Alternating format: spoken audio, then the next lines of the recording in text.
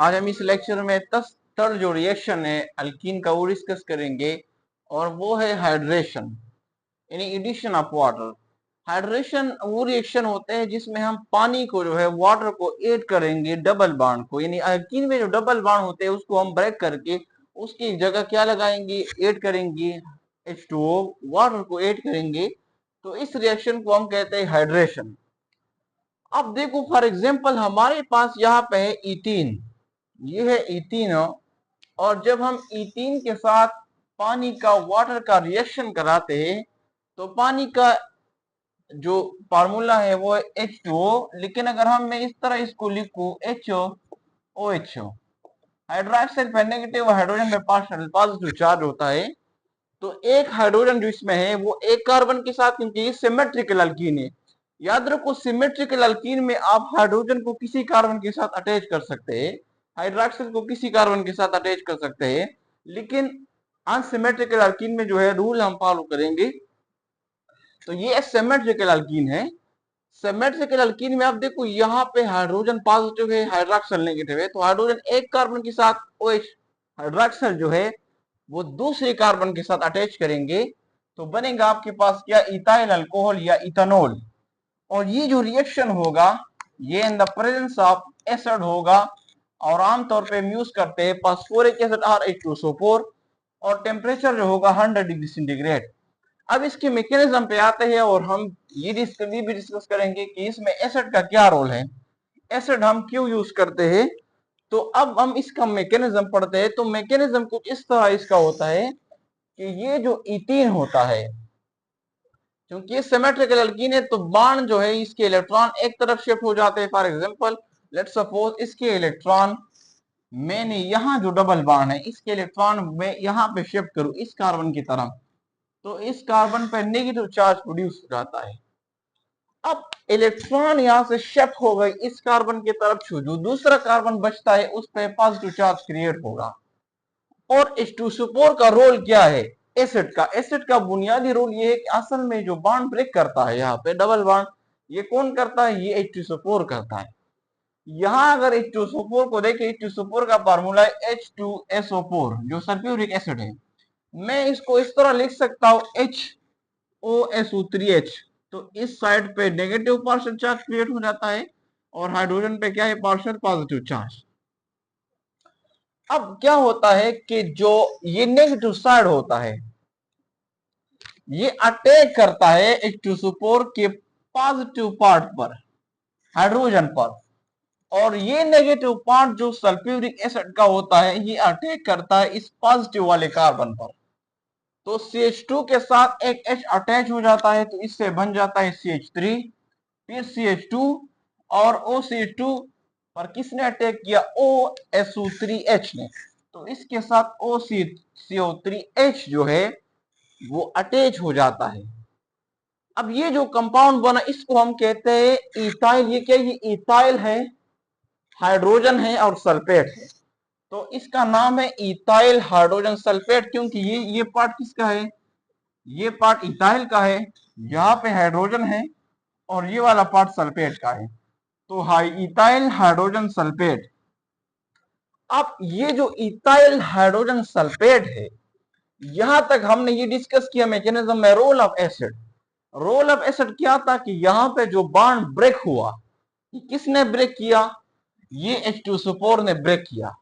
तो single bond, double bond होता वो कन्वर्ट हो गया सिंगल बॉन्ड में। ये प्रोसेस किसका था, ये एसिड का था, H2SO4 ने यहाँ परफॉर्म किया, इसलिए हम यूज करते हैं क्या, एसिड। अब ये प्रोसेस तो खत्म होगा, अब देखो वाटर बचते हैं, क्योंकि हम ऐड करेंगे क्या, जब हम पहले क्या करता है, पहले H2SO4 यहाँ पे जो डबल बॉन्ड होता है उसको ब्रेक करता है, जब वो ब्रेक हो जाता है सिंगल बॉन्ड में कन्वर्ट हो जाता है, उसके बाद क्या होता है, उसके बाद हम वाटर को यहाँ पे ऐड करते हैं। तो अब क्या एडिशन ऑफ वाटर करते हैं, तो ये जो इथाइल हाइड्रोजन सल्फेट बना, अब इसके साथ क्या एडिशन करेंगे हम, वाटर का। तो ये इथाइल हाइड्रोजन सल्फेट का कंपाउंड है और ये जो है ये वाटर है।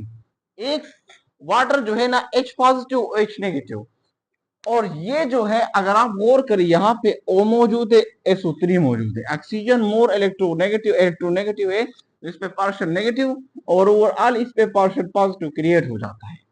तो ये जो ऑक्सीजन नेगेटिव पार्ट है इस हाइड्रोजन सल्फेट का, इथाइल हाइड्रोजन सल्फेट का, ये अटैक करता है जो वाटर के जो पॉजिटिव पार्ट है हाइड्रोजन का। तो O के साथ H यहाँ पे कनेक्ट हो जाता है तो आपके पास बन जाता है इथाइल अल्कोहल या इथेनॉल। और जो OH नेगेटिव पार्ट होता है वो फर्दर क्या करता है, अटैक करता है SO3 पर। तो आपके पास क्या बना, एक हाइड्रोजन यहाँ पे ऑलरेडी था, एक हाइड्रोजन इसमें है तो H2, SO3 ऑलरेडी वहां पे था और एक ऑक्सीजन यहाँ OH से गया तो H2SO4, तो H2SO4 दोबारा क्या हुआ, यहाँ पे यूज हो गया था, लास्ट में क्या होगा, रिकवर हो गया और आपके पास जो प्रोडक्ट था वो बन गया इथाइल अल्कोहल या इसको हम कहते हैं इथेनॉल। तो इथेनॉल प्रोडक्ट बना। अब ये तो हमने केस पढ़ा सिमेट्रिकल अल्कीन के। सिमेट्रिकल अल्कीन में आप किसी कार्बन के साथ भी हाइड्रोजन को अटैच कर सकते हैं, हाइड्रोक्सिल ग्रुप को अटैच कर सकते हैं। लेकिन अनसिमेट्रिकल अल्कीन में हमने पढ़ा था कि हम मार्कनिकॉफ जो रूल है उसको हम फॉलो करते हैं।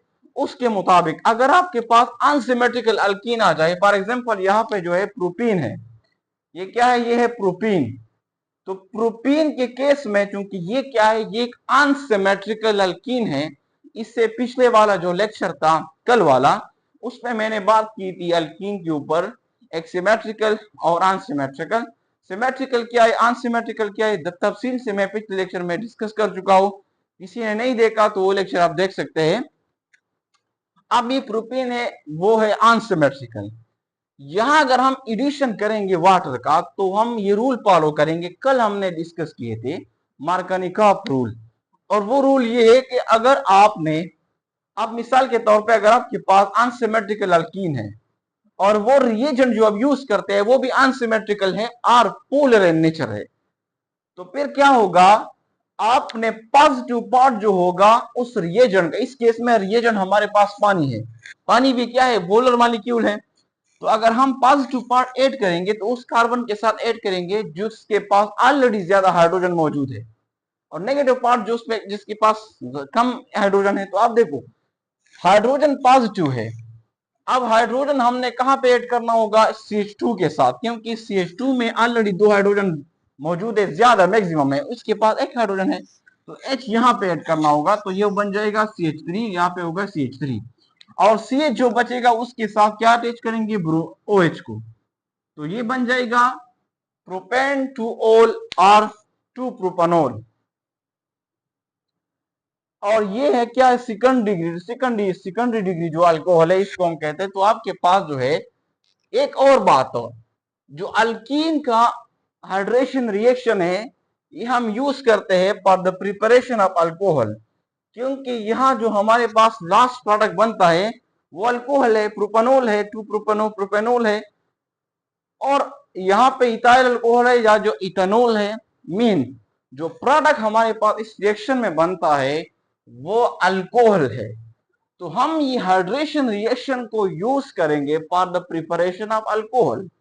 तो अनसिमेट्रिकल अल्कीन में हमने मार्कोनिकॉफ रूल यूज करने हैं, क्योंकि सिमेट्रिकल अल्कीन में ऐसी बात नहीं है, आप जिस कार्बन के साथ भी हाइड्रोक्सिल अटैच कर सकते हैं और जिस कार्बन के साथ हाइड्रोजन अटैच कर सकते हैं। ये थर्ड रिएक्शन हुआ हाइड्रेशन का। अब चौथा रिएक्शन जो है अल्कीन का वो है हेलोजिनेशन। हेलोजिनेशन का मतलब है जो हेलोजन ग्रुप है एक्स, जिसको हम एक्स से रिप्रेजेंट करते हैं, अगर हो उसका रिएक्शन हम कराते हैं अल्कीन के साथ, उसमें मौजूद है फ्लोरीन है, क्लोरीन है, ब्रोमीन है। रिएक्टिविटी ऑर्डर को इस तरह है कि टॉप टू डाउन जब हम जाएंगे फिर टेबल में तो उसकी रिएक्टिविटी कम हो जाती है। मीन फ्लोरीन की रिएक्टिविटी ज्यादा होती है क्लोरीन से, क्लोरीन की ज्यादा होती है ब्रोमीन से, ब्रोमीन की ज्यादा होती है आयोडीन से। अगर हम फ्लोरीन ऐड करेंगे तो इस रिएक्शन को फिर हम कहते हैं फ्लोरीनेशन। अगर हम क्लोरीन का एडिशन करेंगे, ऐड करेंगे अल्कीन के साथ, तो उसको हम कहते हैं क्लोरीनेशन।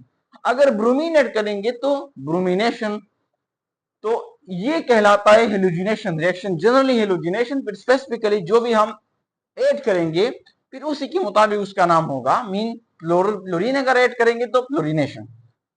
ये जो रिएक्शन होगा हेलोजिनेशन का, ये इनर्ट सॉल्वेंट, इनर्ट जो सॉल्वेंट होता है, मिसाल के तौर पे CCl4, कार्बन टेट्राक्लोराइड और कार्बन डाइसल्फाइड, इसकी मौजूदगी में हुआ, इसके प्रेजेंस में होगा। और जब रिएक्शन होगा तो आपके पास जो लास्ट प्रोडक्ट बनेगा, जो प्रोडक्ट बनेगा उसको हम कहते हैं विसिनल डाइहेलाइड। डाइहेलाइड बनेंगी और वेसिनल होंगी। दो वर्ड यहाँ पे यूज होते हैं, जिमेनल है और एक वेसिनल है। अगर आपके पास ये जो CH2 है, मिसाल के तौर पे अगर दो हेलोजन है, ब्रोमीन है या क्लोरीन है, अगर वो कार्बन की एडजेसेंट दो कार्बन है और वो एडजेसेंट कार्बन पे मौजूद है, मीन एक ब्रोमीन एक कार्बन पे मौजूद, दूसरा ब्रोमीन दूसरे कार्बन पे मौजूद, इस किस्म की हेलाइड को हम कहते हैं वेसिनल हेलाइड, या इसको हम कहते हैं वेसिनल।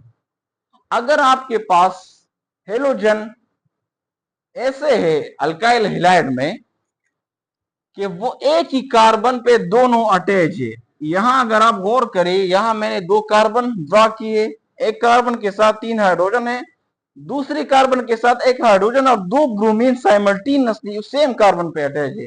तो अगर दो कार्बन, दो ब्रोमीन और दो क्लोरीन, दो आयोडीन एक कार्बन के साथ अटैच है, इसी तरह अल्काइल हैलाइड को हम कहते हैं जेमिनल।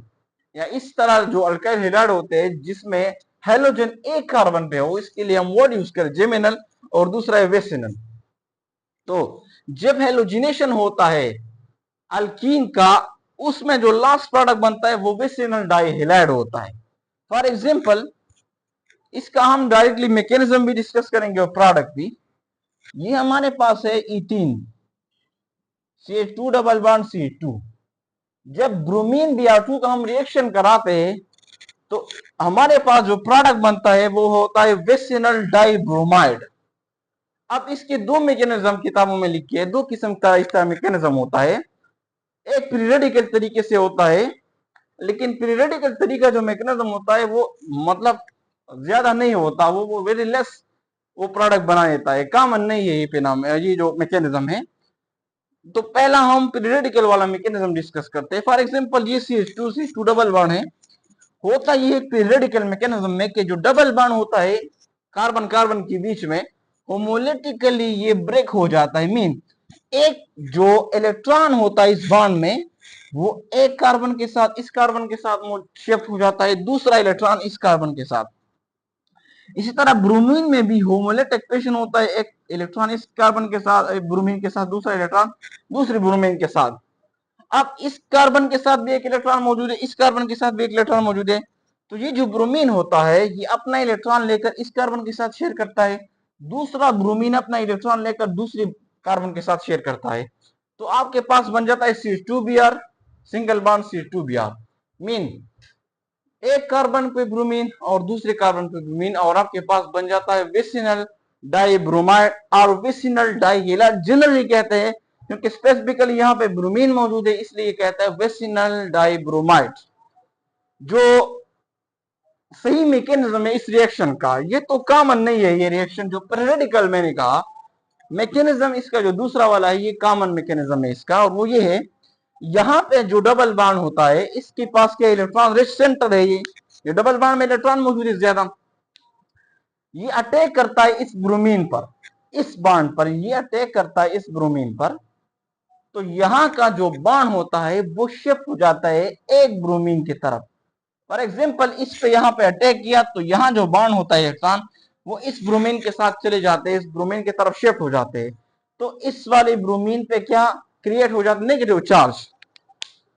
अब इलेक्ट्रॉन जो है वो शिफ्ट हो गए इसकी तरफ, तो ब्रोमीन जो होगा वो किसी भी, क्योंकि सिमेट्रिकल है तो किसी भी ब्रोमीन जो है किसी भी कार्बन के साथ अटैच हो जाता है।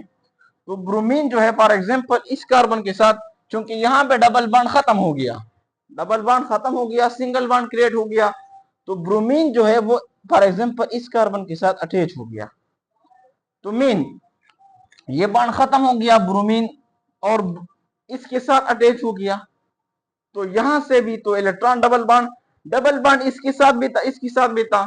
अब इसमें जो डिफिशियंसी आई थी नेगेटिव की, तो वो खत्म हो गई और इस पे क्या क्रिएट हो गया, एक दूसरे वाले कार्बन पे पॉजिटिव चार्ज क्रिएट हो गया। मीन ये कि ये इलेक्ट्रॉन जो थे यहां से खत्म हो गए, मुकम्मल इस तरफ गए। अब ब्रोमीन इसके साथ अटैच हो गई, इसकी वैलेंसी तो कंप्लीट हो गई, लेकिन इसकी वैलेंसी क्या है वो बाकी है, इस पे पॉजिटिव चार्ज क्रिएट हो गया इस कार्बन पर। अब यहां देखो, इस कार्बन पे पॉजिटिव चार्ज है, ब्रोमीन मोर इलेक्ट्रोनेगेटिव है, तो इस पे पार्शियल नेगेटिव चार्ज क्रिएट होगा। तो ब्रोमीन के दरमियान में, उस पॉजिटिव वाले कार्बन के दरमियान में थोड़ा सा क्या होगा, अट्रैक्शन होगा, ये इस तरह एक साइकिल बनाएगा इस कार्बन के दरमियान, इस ब्रोमीन के दरमियान। इसको हम कहते हैं cyclic bromonium ion, cyclic bromonium ion इसे कहते हैं। और फिर क्या होगा, ये जो पॉजिटिव चार्ज है इस कार्बन पर, यहां पे जो ब्रोमीन ने इलेक्ट्रॉन यहां पे शिफ्ट हो गए थे, नेगेटिव चार्ज क्रिएट हो गया था। अब वो ब्रोमीन, ब्रोमाइड जो है वो नेगेटिव, वो इस कार्बन पे अटैक करता है पॉजिटिव वाले, और इसके साथ अटैच हो जाता है, तो आपके पास बन जाता है विसिनल डाइब्रोमाइड। तो ये होता है इस रिएक्शन का क्या मैकेनिज्म। हेलोजिनेशन में क्या बन जाता है, डाइहेलाइड, विसिनल डाइहेलाइड।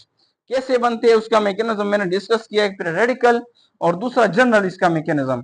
अब इस रिएक्शन का, हेलोजिनेशन का इंपॉर्टेंस क्या है, इस रिएक्शन का इंपॉर्टेंस क्या है, तो बुनियादी तौर पे इस रिएक्शन का इंपॉर्टेंस ये है कि इसके जरिए हम जो डबल बॉन्ड होता है वो हम फाइंड करते हैं। अगर फॉर एग्जांपल हमारे पास एक कंपाउंड मौजूद है, हमें मालूम नहीं है कि इसमें डबल बॉन्ड है कि नहीं है, उस डबल बॉन्ड को फाइंड करने के लिए हम क्या यूज करते हैं, ये रिएक्शन यूज करते हैं, हेलोजिनेशन। और इसको हम जनरली कहते हैं, इस टेस्ट को water bromine test, bromine water test से हम कहते हैं, ब्रोमीन वाटर टेस्ट। इसमें हम क्या करते हैं कि हमारे पास जो ब्रोमीन है, एक्वस में हम लेते हैं, एक्वस सोल्यूशन हम लेते हैं ब्रोमीन का, एक्वस, और इसका हम रिएक्शन कराते हैं उस कंपाउंड के साथ जिसका हमें पता नहीं है कि इसमें अनसैचुरेशन डबल बॉन्ड है कि नहीं है।